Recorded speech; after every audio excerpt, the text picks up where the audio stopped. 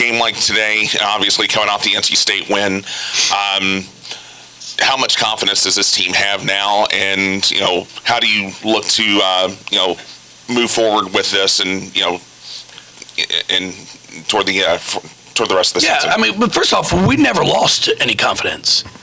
I mean, we had a 2-game skid where we were without our other shooter. We really, truly have 2 consistent outside threats. And when Elizabeth's on the floor, it spreads the defense. Plus, she's doing a great job of putting it on the floor and shooting pull-ups right now. So all of a sudden, when you take her out of the lineup for 2 games, it changes our dynamic. And I wasn't going to change what we do for 2 games. And unfortunately, we lost both of them. But, I mean, we're a team, we've never lost our confidence. Came back, I thought defensively we were better Thursday night than we were today. So that's one area that we will discuss and talk about at practice on Tuesday.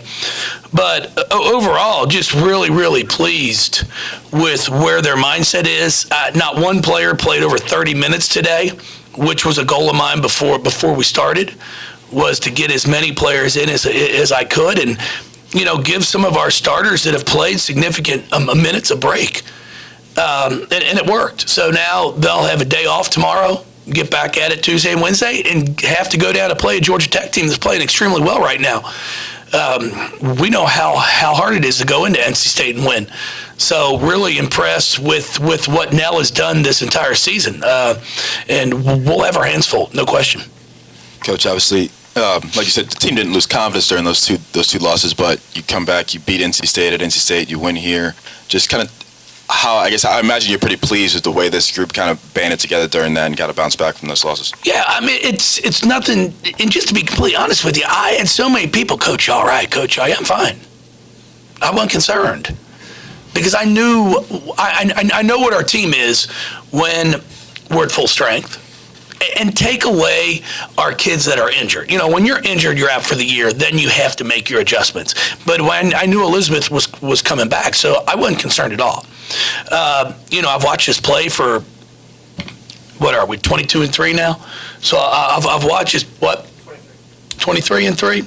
So I'd watch this play for 24 games with her, and we've lost 1. So, it's not like all of a sudden we got bad players. It really is. It's just when you lose some people for a few games, depending on who they are, it has a bigger impact on your team. And because of the fact I wasn't going to change up what we're doing for 2 games, because I really thought it'd just throw us into a complete tailspin for the next games. We just stuck doing what we did. And honestly, defensively, we have played well the past 4 games. We're just 2-2 in them because the first 2 are offensively, we really struggled. Coach, you got really good production out of the bench tonight. Is this your first time here? Yeah, yes, it is. Okay, I didn't know that. I didn't. Whoever handed it to me turned it off. Somebody needs to on, off. I didn't get an assist. Oh, okay, I got you. It's a turnover, Polly. That's unforced. Unforced indeed. Let's see, where were we? Bench play. Bench play tonight. Diop with 15, and Mikasa with 9 assists. Let's talk about how. Yeah, our bench play was outstanding. I thought everybody was great, and that's what we're going to continue to need. You're seeing go 6 of 10 from the field, 1 of 4 from 3. Now, I did tell her 2 of her threes I thought were too quick in the shot clock. We didn't make them have to move. And then the last one she makes, the ball gets reversed, and then it goes inside out, and it's like shooting on the gun at practice. It was perfect. So we just got to clean up a little bit of our shot selection. And then if we do that, I really think we can shoot close to 50% every single night. Because when we're open, we make shots. On the bench, you also had Liz Dixon who came in. It seemed like when she came in the first half, the defensive intensity really kind of picked up. No, she really did some great things. Yeah. And with that, obviously you've got Bianca, you've got Kylie. Having, that many bigs, and trying to find minutes for them is a good thing. But what will you do moving forward to make, to try to get her more into the rotation and get her more time? Well, every game presents a different challenge. So depending on who we're playing is going to dictate how much playing time all of them get. Liz is getting better and better. And I tell her that every day. I see the growth in practice. You've got Kylie, who's a senior, Bianca, who's a senior, and all of a sudden when you're playing somebody with 4 guards and we need to hedge on the ball screen and make sure we're helping as they come off, but recovering back, it's stuff that you just don't learn in 6 months. So in situations like that, her playing time might not be as high. But when you get a chance where someone has 2 post players, or you've got somebody that she can go down and bang on, then all of a sudden you're going to get more opportunities. But I was really pleased with her. I thought she played well tonight. I thought she played well in the 6 or 7 minutes she played at NC State. The problem is she got in foul trouble early, which limited her playing time. Nobody wants to lose games. Nobody wants to lose 2 games. But did losing those games present you with some coaching opportunities in a season where there hadn't been just a ton of things not go your way? Well, I mean, first off, Eric, I think it's because Rick was here. He's like the Black Widow. Okay, I mean, so please put that in your article, because he tried to say it was not him, and I think that's a lie. So if he could stay away, that'd be much appreciated. We love seeing you here. No, I mean, for us, really, what we were able to do with the 2 losses was more so just show us how we get sloppy with the basketball, how when Florida State went on a run, instead of reverting back to execution, we went on to one-on-one, like in not selfish way, like they all want to win so bad, I'll do it. Where that's not who we are. We've got it. When someone goes on a run, we got to execute better. And, that even showed in the NC State game early on when they went up 6-1 and there was no panic. We just came down the floor and executed. Then they cut a 10-point lead to 3 twice, and we didn't panic. And instead of trying to do one-on-one, we just executed at the offensive end and had an answer both times. So it is something that we can show them. But as I tell our kids, I'd prefer to show you mistakes from a win than make it have to be a loss. But it's a funny thing about this game. The world was coming to an end a week ago. Like, oh my God, what's going on? And you're playing 27, 28, 29 games. It's hard to explain to people when you're coaching 18 to 23-year-olds, 24-year-olds. There's a lot that can go on that can affect them on the basketball court. They're not professionals.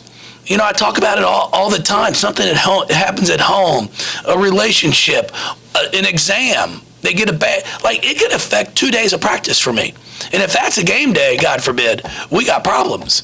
But those are things that I know my team right now. I've been with them since August, and I wasn't concerned with those 2 losses because I knew what the major factor was. Does that mean we're going to go undefeated from here on out? No.